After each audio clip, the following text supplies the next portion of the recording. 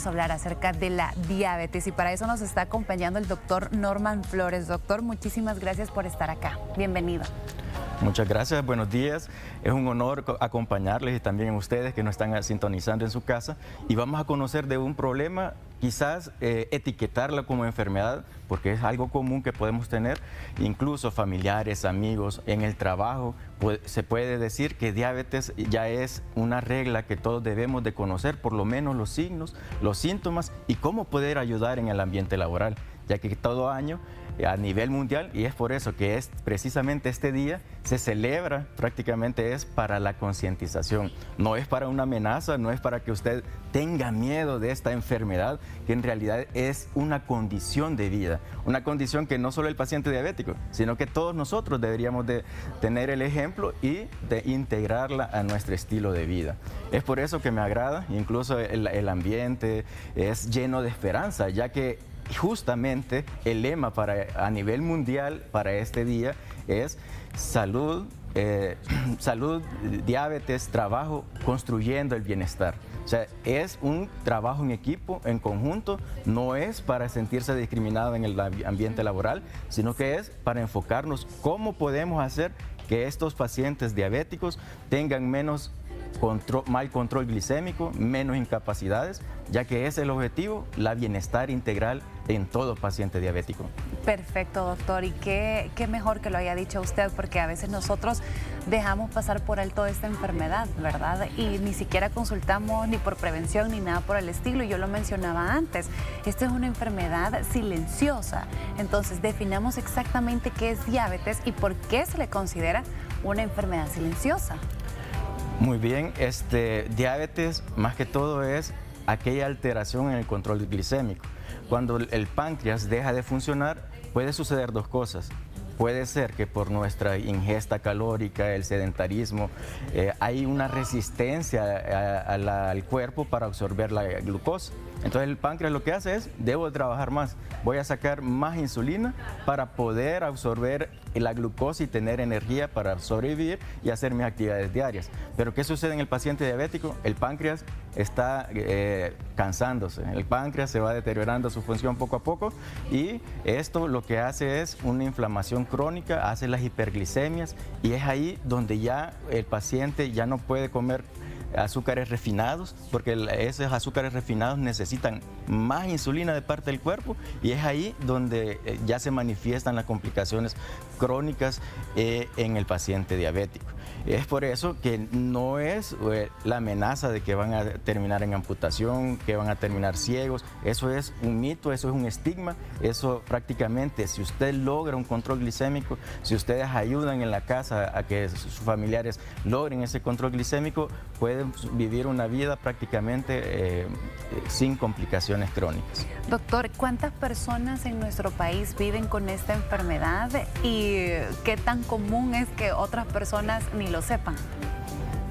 Muy bien, en el contexto de cifras, hemos visto que a nivel mundial se está incluso aumentando en forma logarítmica. Se podría decir que antes eran 200 millones, hoy hay 589.000 a nivel mundial. Los datos actualizados del IDF mencionan que aquí en nuestro país están alrededor de 469.000 que sí saben y conocen que es diabetes. Y es por eso que usted mencionaba, es una enfermedad silenciosa, porque el cuerpo se va adaptando poco a poco, no es una enfermedad como un dolor de cabeza, como una gripe que va a atacar al cuerpo de una forma aguda, se van a dar los síntomas de esta enfermedad, sino que es paulatinamente. A veces incluso llegan de 8 a 10 años para llegar a manifestar los síntomas clásicos de la hiperglicemia, por ejemplo, la poliuria, orinar a cada rato, pérdida de peso, cansancio, fatiga. Todo esto es ya cuando ya la enfermedad empieza a dar síntomas, pero es silenciosa porque pasan a veces años, décadas, hasta que manifiesta la enfermedad. ¿Habrán algunas señales de alarma temprana que una persona no debe de ignorar? Sí. Prácticamente se dice que hay dos pandemias, una que es la diabetes mellitus y la otra que es la obesidad. La obesidad junto con diabetes mellitus es lo que comúnmente se conoce como diabesidad.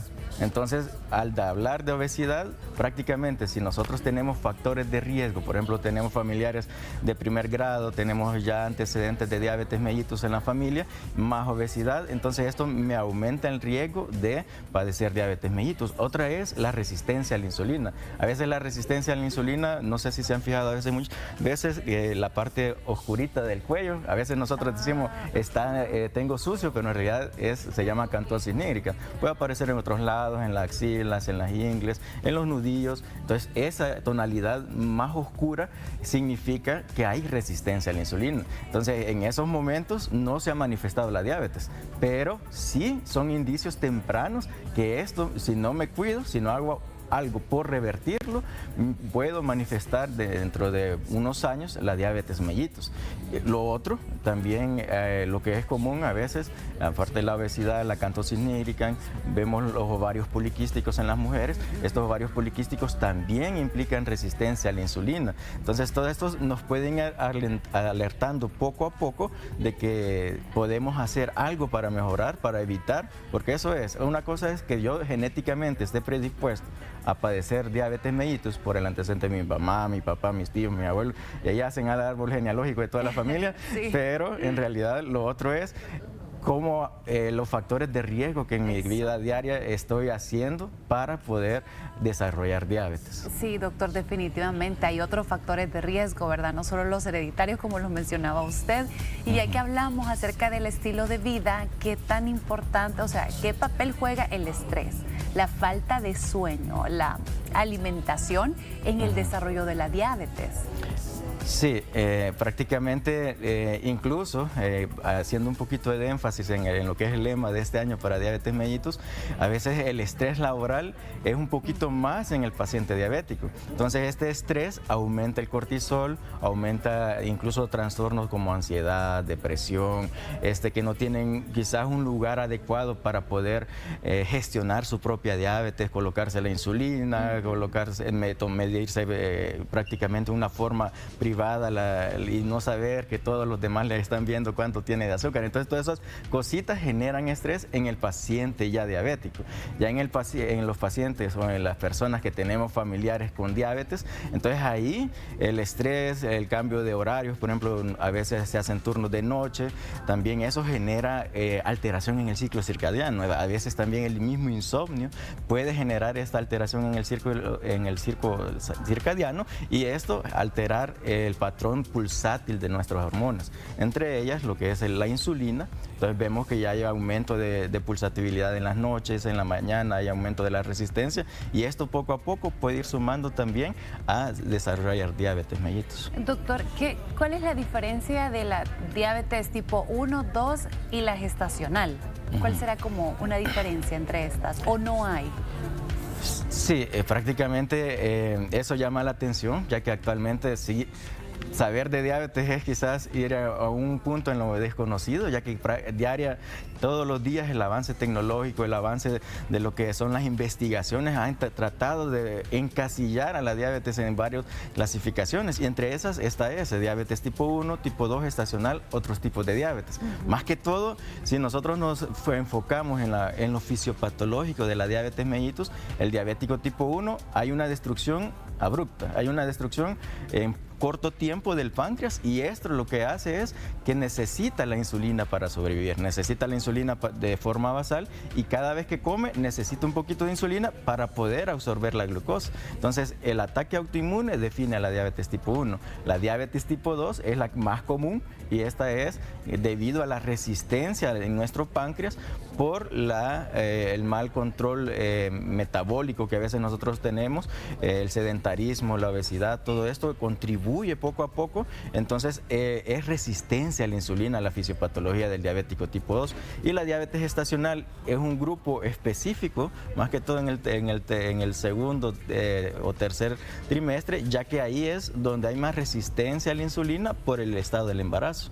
Me llama la atención que incluso actualmente están hablando de diabetes tipo 3, diabetes tipo 4, diabetes tipo 5, porque en esto, en las clasificaciones de la OMS, han visto, por ejemplo, en la diabetes tipo 3, que están relacionados a problemas como el Alzheimer. O sea, es una diabetes enfocada en nuestro sistema nervioso central. Entonces, estas nuevas clasificaciones le ofrecen como abrir al panorama al médico para poder actualizarse continuamente y no a quedar atrasado en el contexto de un manejo integral en nuestros pacientes diabéticos. La diabetes tipo 4, aquellos pacientes que ya son ancianos pero que no son obesos, pero han visto que sí desarrollan diabetes mellitus.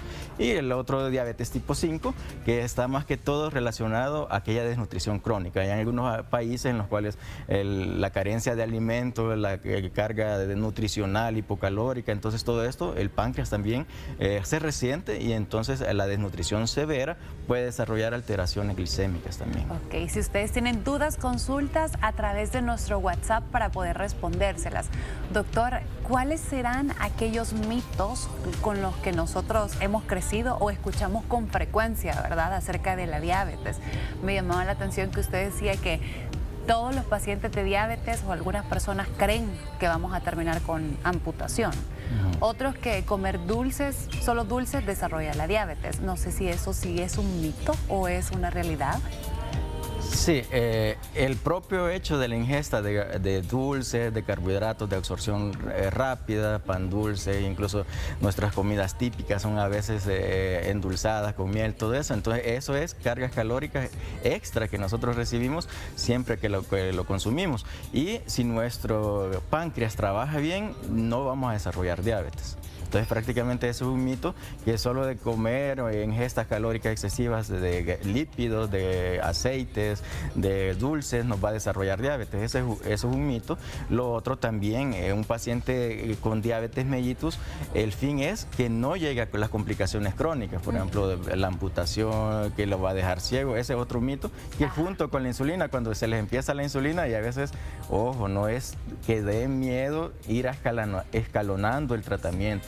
Si hay necesidad de requerir insulinización en algún momento para manejo de su hiperglicemia, es necesario hacerlo, ya que la hiperglicemia afecta más que mantener lo que es, digamos, el inicio de la insulina, que a veces es un mito y es tener miedo, que dicen la insulina me va a hacer dejar ciego, me la puse unos 3 días y empiezo a ver borroso. No, en realidad lo que sucede es que como nuestro cuerpo anda mucha hiperglicemia, entonces en el ojo, adentro del ojo es agua, es líquido. Entonces nosotros manejamos la glucosa de 400, de 500 en nuestro sistema y en el ojo todavía está de 400 y 500. Entonces bajamos la glucosa, digamos, a 150, 130, pero en el agüita del ojo todavía está de 400. Eso es que cuando nosotros iniciamos la insulina, el paciente dice, veo borroso. Y en realidad es ese cambio, pero lo que más dura son unos 15 días, que se adapte poco a poco para los nuevos controles glicémicos que tiene. Es un mito entonces. Oigan, la insulina no causa ceguera. Hay otro que he escuchado bastante, doctor, y es que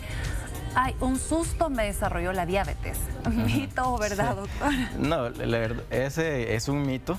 Sí es cierto que el susto, el estrés emocional, la ansiedad, procesos que pueden, digamos, activar el cortisol de una forma abrupta, eso sí, como el cortisol es la hormona del estrés, entonces ahí es donde sí se puede desarrollar diabetes después en un evento, digamos, un accidente, una pérdida de algún familiar o algo que fue algo agudo, pero en realidad si usted ya está genéticamente predispuesto a padecer diabetes mellitus, digamos, entrevista al abuelo, a la tía, a todos, para saber si uno ya tiene genéticamente predisposición y a eso sí le puede desarrollar una diabetes, pero en un susto en sí no lo va a desarrollar. Pero ¿qué ocurre, doctor, si la abuela no tiene diabetes, pero la mamá o el papá sí? O sea, ¿el hijo podría llegar a desarrollarla o no? Sí, incluso eso depende, esta es como un patrón de herencia mendeliana, digamos, entonces no es que es de estricto que si el abuelo tiene diabetes, todas sus generaciones van a ser diabéticos. Ahí dependiendo que digamos, por ejemplo, así como el color de ojos que nos tocó, el color de pelo, así son estos genes que se pueden heredar en el paciente diabético. Entonces Entonces no es de forma estricta que toda la línea genealógica va a desarrollar diabetes mellitus. Hay otro mito, digo yo, doctor, que la gente dice, ay, o sea, ya me controlé el azúcar, ya puedo dejar de tomar el medicamento, porque como ya el azúcar le sale en los niveles normales, dice la gente, vaya, no es necesario tomar medicamento. Me imagino que eso es un mito. Sí, así es, tienes razón, eso es completamente un mito, ya que la diabetes se puede lograr la remisión, o sea, el paciente educado, porque el pilar fundamental es la educación diabetológica, entonces saber qué hacer, cuánto comer, donde todo esto involucra lo que es control glicémico. Entonces, este patrón que nosotros necesitamos integrar al paciente diabético es que debe de seguir su medicación, que no la tiene que suspender, ya que eso es parte ya de su cotidiano vivir.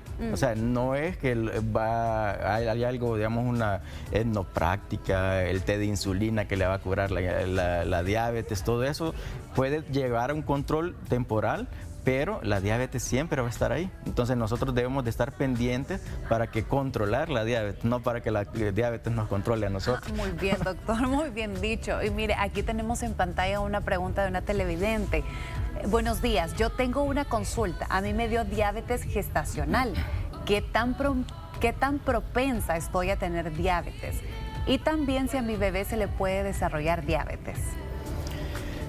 Sí, diabetes gestacional es decir casi como diabetes tipo 2. O sea, la resistencia a la insulina que se generó durante el embarazo, prácticamente esto le puede predisponer en un futuro. Por eso es que de estar pendiente, de hacerse por lo menos un chequeo cada 2 años de la curva de tolerancia de la glucosa para ver cómo manejas los carbohidratos. Y este control es porque sí está relacionado la diabetes gestacional con lo que es la diabetes mellitus, pero como no sabemos cuándo se va a desarrollar, es mejor tener un buen control, tener actividad física, un control alimentario, todo esto evitando ya los carbohidratos de absorción rápida. No es evitar tortillas, no, es evitar pan blanco, dulces, todo eso, galletas, preferir el pan integral con fibra, todo eso, aunque parezca monótono, pero son los pequeños pasos que nos va a ayudar para no desarrollar la diabetes mellitus. Y en el contexto de que si se lo va a desarrollar a su hijo o hija, esto es también un mito, como lo había mencionado, no es que, digamos, si ella tenía antecedentes familiares, la mamá, el abuelo, no es que toda la línea genealógica va a desarrollar diabetes mellitus, sino que ahí son casi al azar, se puede decir, los alelos a nivel genético que le va a decir si van a desarrollar diabetes o no. Doctor, ya para ir finalizando, me encantaría que le dejara un mensaje a todas aquellas personas que viven con diabetes, porque yo siento que a veces el paciente no está informado, no sabe qué hacer, o sea, simplemente se va a la casa con su medicina y eso es todo. Pero yo sé que existe detrás de eso algo que ellos pudieran hacer. Por ejemplo, comprarse el glucómetro y tomárselo en ayunas, ir registrando, tener un control de ellos. Ok, me salió esto de azúcar en ayunas, voy a desayunar y si me como las empanadas, a ver cuánto me lo dispara después de haberme comido las empanadas, para que ellos sepan y se controlen en ese diario donde ellos van a ir escribiendo, sepan qué comidas son las que le aumentan un montón el azúcar, que ya sabemos que están prohibidas, pero es imposible, me imagino yo, decirle no lo haga porque lo va a terminar haciendo, ¿verdad? Así es. Entonces es mejor que se vayan conociendo ellos y su cuerpo cómo va reaccionando cuando vayan ingiriendo este tipo de comidas. Sí. No, prácticamente igual para todos aquellos familiares, para aquellas personas con diabetes, lo primero es vencer el miedo. O sea, diabetes es una enfermedad que no hay que tenerle miedo. El adecuado control, ¿cómo lo van a lograr? Bueno, primero, lastimosamente, uno de médico quisiera tener quizás 1 hora para darle consejería a cada paciente diabético que nos llega a la consulta, pero en realidad la educación en sí es el pilar fundamental.